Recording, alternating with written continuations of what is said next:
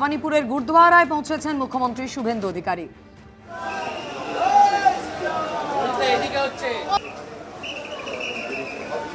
প্রতিনিধি শিবাশিস মৌলিক সরাসরি এই মুহূর্তে আমাদের সঙ্গে রয়েছেন। শিবাশিস, ভবানীপুরের যে গুরুদ্বারায় শুভেন্দু অধিকারী এসেছেন, এসএসকেএম হাসপাতালের পাশে সন্তকুটিয়া গুরুদ্বারা, সেখানে এসেছেন ভবানীপুরের বিধায়ক তথা রাজ্যের মুখ্যমন্ত্রী শুভেন্দু অধিকারী।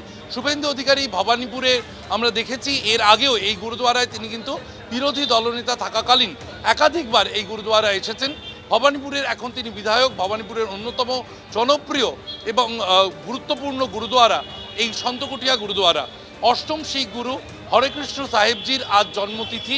সেই জন্মতিথি উপলক্ষে বিশেষ অনুষ্ঠান এবং হরেকৃষ্ণ সাহেবজি অষ্টম শিখ গুরুর জন্মতিথির অনুষ্ঠানে ভবানীপুরের এই সন্তকুটিয়া গুরুদ্বারা এসেছেন মুখ্যমন্ত্রী শুভেন্দু অধিকারী। ভবানীপুরে তিনি বিধায়ক।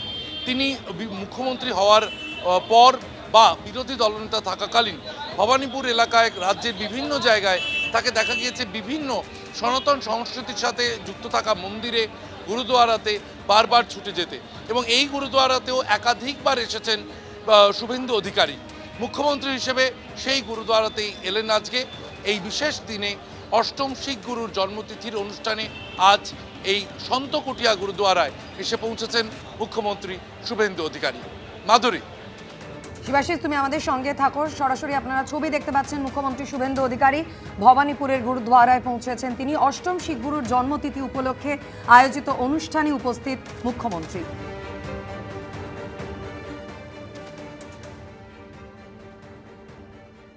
বিদেশ যাত্রা নিয়ে কলকাতা হাইকোর্টে মামলা খারিজ হয়ে গিয়েছে অভিষেক বন্দ্যোপাধ্যায়ের, আর এবার সুপ্রিম কোর্টের দ্বারস্থ হয়েছেন তৃণমূল সাংসদ। কলকাতা হাইকোর্টের রায়কে চ্যালেঞ্জ জানিয়ে সর্বোচ্চ আদালতে গেলেন অভিষেক বন্দ্যোপাধ্যায়। বিচারপতি সৌগত ভট্টাচার্য গত পরশুই জানিয়ে দিয়েছিলেন যে চিকিৎসার জন্য কিন্তু এরাজ্যে এমনকি এদেশের মধ্যেই ব্যবস্থা করা যেতে পারে, এমনটাই তিনি বলেছিলেন। সেক্ষেত্রে এসএসকেএমে তিনি বোর্ড গঠন করে দেবেন, যেখানে গতকালের মধ্যে তার আইনজীবীদের বলেছিলেন চোখের চিকিৎসা সংক্রান্ত কাগজপত্র জমা দিতে আজ এসএসকেএম রিপোর্ট দেবে এবং সেই মতো ব্যবস্থা হবে। যদিও অভিষেক বন্দ্যোপাধ্যায়ের আইনজীবীরা আগেই জানিয়েছিলেন অভিষেক বন্দ্যোপাধ্যায় বরাবরই আমেরিকায় চিকিৎসা করান এবং সেই চিকিৎসাই তিনি করাতে চান। মামলা খারিজ হয়ে যায় গত পরশু। এবার সুপ্রিম কোর্টের দ্বারস্থ হয়েছেন অভিষেক বন্দ্যোপাধ্যায়।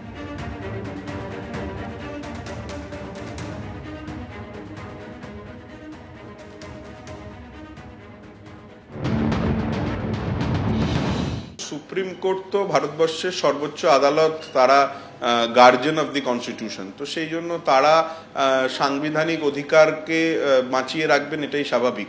এবং এটা তো বলাই বাহুল্য, আমরা বারবার বলেছি যে একজন সিটিজেন যিনি নাকি, তাও আবার ডিপ্লোম্যাটিক পাসপোর্ট হোল্ডার সিটিজেন, যিনি ভারতবর্ষে কোনো জায়গায় গ্রেপ্তারি নেই, জেলে নেই, তিনি কোথায় কোন ডাক্তার দেখাবেন, কোন হসপিটালে তিনি চিকিৎসা করাবেন, সেটা সম্পূর্ণভাবে তার ব্যক্তি স্বাধীনতা।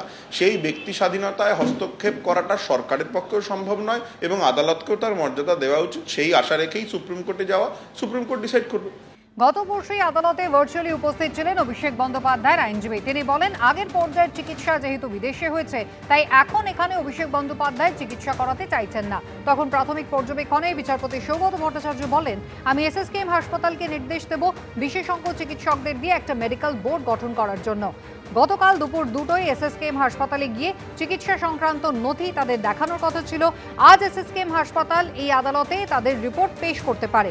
সেই পরামর্শ মেনেই পরবর্তী পদক্ষেপ করা যাবে বলে গত পরশু মাননীয় বিচারপতি সৌগত ভট্টাচার্য বলেন। একই সঙ্গে তিনি বলেন, এই মুহূর্তে চিকিৎসাই হচ্ছে সবথেকে বেশি গুরুত্বপূর্ণ, কোথায় চিকিৎসা হচ্ছে সেটা জরুরি নয়।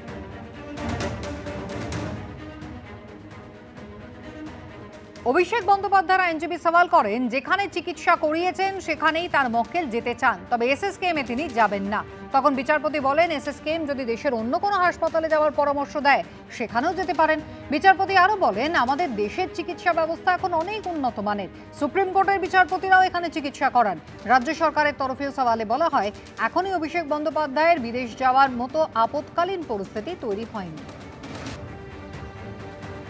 এরপরই মামলা বাতিল হয়ে যায়। মামলা খারিজ করে দেন বিচারপতি সৌগত ভট্টাচার্য এবং সেই কলকাতা হাইকোর্টের সিঙ্গল বেঞ্চের রায়কে চ্যালেঞ্জ করে এবার সুপ্রিম কোর্টের দ্বারস্থ তৃণমূল সাংসদ অভিষেক বন্দ্যোপাধ্যায়।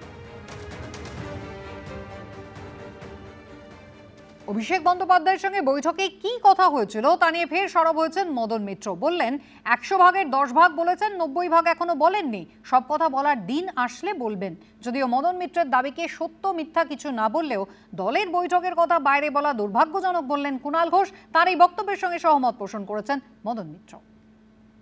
এই কারণেই করছেন না, কারণ উনি জানেন যে আমরা 1/10 বলেছি, 100 ভাগের 10 ভাগ বলেছি, 90 ভাগ বলিনি। বিদেশে যেতে মরিয়া অভিষেক বন্দ্যোপাধ্যায় কি বিজেপির সঙ্গে সেটিং করতে চেয়েছিলেন? মদন মিত্র কুণাল ঘোষকে মধ্যস্থতা করতে বলেছিলেন। এই নিয়েই এখন জোর জল্পনা, কারণ বোমা ফাটিয়েছেন মদন মিত্র। চাঞ্চল্যকর দাবি করেছেন তিনি। মদন মিত্র মিথ্যা কথা বলছেন এমন কোনো কথা বলেননি কুণাল ঘোষও, ফলে জল্পনা গুঞ্জন আরও জোরালো হয়েছে।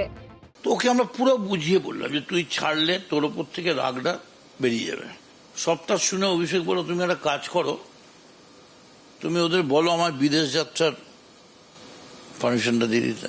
কথা হচ্ছে পলিটিক্সের থেকে নিজেকে একটু সরিয়ে রাখা কিছুদিনের জন্য। তখন হঠাৎ বললো তাহলে তুমি বলো যে ওদের এদিকে বলতে যে অপোজ না করতে আমার পিটিশনটা, আমাকে আমেরিকায় আমার যাওয়ার আছে। মদন মিত্রের এই দাবি রাজনীতিতে ঝড় তুলেছে। এই আবহেই ফের মুখ খুললেন তিনি, কার্যত হুঁশিয়ারি দিলেন। আমি সেই কথাটাই মেনে বলছি যে সবটা কিছুই বলিনি, আরো অনেক কথাই আছে, কিন্তু সব কথা বলার দিন আসলে বলবো, একদিনে তো সবটা বলা যায়। কিন্তু এইটুকুন ঠিক যে হেরে যাওয়ার পরে এখনো পর্যন্ত মমতা বন্দ্যোপাধ্যায়, তিনি রাজ্যের 3 বারের মুখ্যমন্ত্রী ছিলেন, সেখানে অভিষেক বন্দ্যোপাধ্যায় যাকে কংগ্রেসের জেনারেল সেক্রেটারি করার প্রস্তাব দিচ্ছেন, তিনি তার বাড়িতে বিকেলবেলা বাড়ির থেকে বেরিয়ে উল্টো দিকের বাড়িতে দিদির বাড়িতে আসা ছাড়া আর তারপর বাড়ি চলে যাওয়া ছাড়া আর কোনো উল্লেখযোগ্য কর্মসূচি বাংলার বুকে নিতে পারেননি, which is very unfortunate. Madan Mitra দাবি করছেন সেই বৈঠকে তিনি ছাড়া উপস্থিত ছিলেন অভিষেক বন্দ্যোপাধ্যায় ও কুণাল ঘোষ। তাৎপর্যপূর্ণ বিষয় হলো কুণাল ঘোষ বুধবারের পর বৃহস্পতিবার এখনো একবারও বলেননি যে মদন মিত্র যা বলছেন তা মিথ্যা। যদি আমি মদনদা বা অভিষেক আমরা কোনো বিষয়ে দলের স্বার্থে কোনো আলোচনা করেও থাকি, তার কোনো অংশবিশেষ বাইরে বলে দেয়া বা কোনো জায়গায় যেটা হয়নি সেরকম একটা ন্যারেটিভ যদি তৈরি হয়ে যায়, সেটা দুর্ভাগ্যজনক। সেটা আমি মদনদাকে আজ নিজেও বলেছি। কার্যত একই কথা কুণাল ঘোষ বুধবারও বলেছিলেন। দেখুন, এটা পুরোটাই সম্পূর্ণভাবে যে ব্যক্তি আদালতে গিয়েছেন, আদালতের কাছে যে কোনো অনুমতি চাওয়ার বা কোনো প্রেয়ার দেওয়ার স্বাধীনতা এবং অধিকার যে কোনো ব্যক্তির, যে কোনো নাগরিকের আছে। বৃহস্পতিবার বিধানসভা চত্বরে মদন মিত্র ও কুণাল ঘোষ দুজনকে কথা বলতেও দেখা যায়। কুণাল এইটুকুন স্বীকার করেছে, এর জন্য আমি খুশি যে অভিষেককে আমরা দুজনে মিলে খুব ঠান্ডা মাথায় বোঝাবার মূল টার্গেট যেটা, যে তুমি স্টেপ ডাউন করো। আমি বলছি যে কুণাল যেটা বলেছে ওটা আমি একমত, যে পার্টির সব কথা বাইরে বলা উচিত নয়। আপনি অভিষেক বন্দ্যোপাধ্যায়ের সঙ্গে কুণাল ঘোষের সঙ্গে বৈঠক করছেন এবং তার কি আপডেট হচ্ছে এটা মুখ্যমন্ত্রী কি করে জানবেন? আপনি না জানালে, বারবার না জানালে। সাগর কখনো শুকোয় না, আর সত্য কখনো লুকোয় না। পৌঁছে গেছে মুখ্যমন্ত্রীর কাছে 100%, নিশ্চয়ই। মদন মিত্রর বিস্ফোরক দাবি কালীঘাট বিরোধী তৃণমূলের হাতে নতুন অস্ত্র তুলে দিয়েছে। কুণালবাবু কিন্তু ঠিক ডিনাই করেননি। এখন মদনদা যেটা বলেছেন তো ক্লিয়ার, যে দিল্লিতে তো এই কাজেই গেছিলেন, একটা সেফ প্যাসেজ চাই। তো অবাক হয়নি মদনদার কথাটা, একটা ডেসপারেশন রয়েছে পালিয়ে যাওয়ার, চলে যেতে দাও, কোনো ডিস্টার্ব করবো না, আসবো না, শুধু চলে যেতে দাও। এই যে কাতর আর্তি, মানে মদনদার সঙ্গে যে কথোপকথন, কুণালবাবু যেটাকে পুরো ডিনাই করেননি, তো সেই কাতর আর্তিটাকেই তো এন্ডোর্স করছে। মদন মিত্রর দাবি তিনি 100 ভাগের 10 ভাগ বলেছেন, বাকিটা কি তিনি সামনে আনবেন? কৃষ্ণেন্দু অধিকারীর রিপোর্ট, এবিপি আনন্দ, কলকাতা। এবিপি আনন্দ, এগিয়ে থাকে, এগিয়ে রাখে।